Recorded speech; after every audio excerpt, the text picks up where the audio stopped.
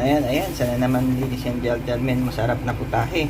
Ngayon, tuturo ko sa inyo ladies and gentlemen, paano yung maglinis ng seaweed. Ayan. So, binili ko to sa palengke kanina. Worth 50 pesos lang ito, no? Ayan, worth 50 pesos lang siya. So, tama lang din naman pang salad. Ayan.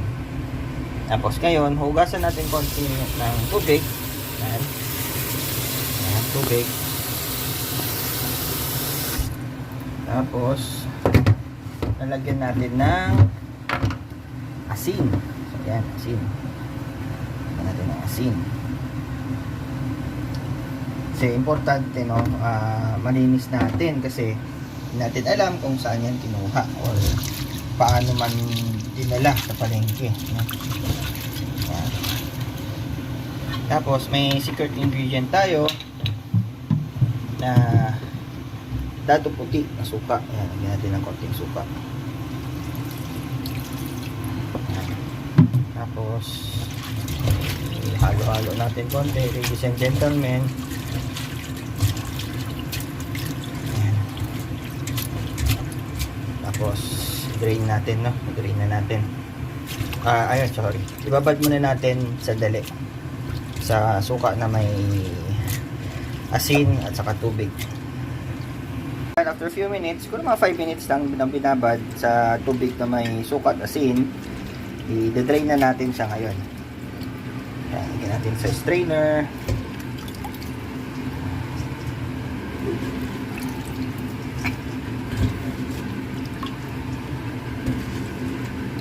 Ayan.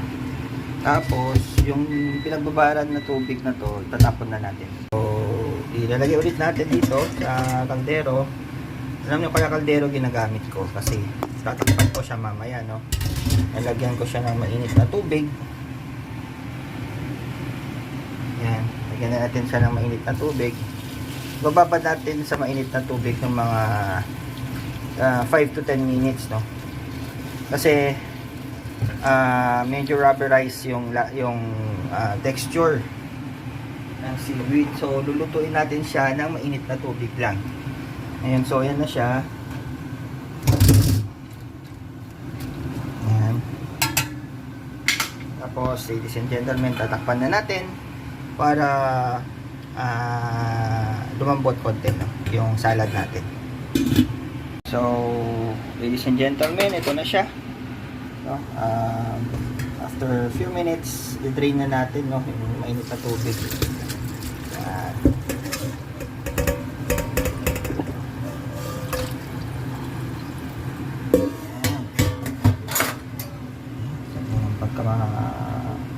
Ano to, bapat sa may tubig, oh, seaweeds.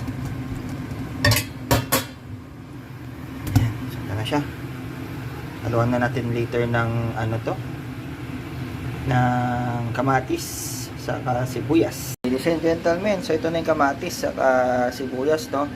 Nilagyan ko lang siya ng suka, konting patis, saka yung kalamansi, no, yung juice ng kalamansi. Tapos asin, ilaman konting asin. Yan, salo na natin. Yan, sarap. Salo na to. Ay, tagkatawla na. Kain na tayo. Tara, kain tayo.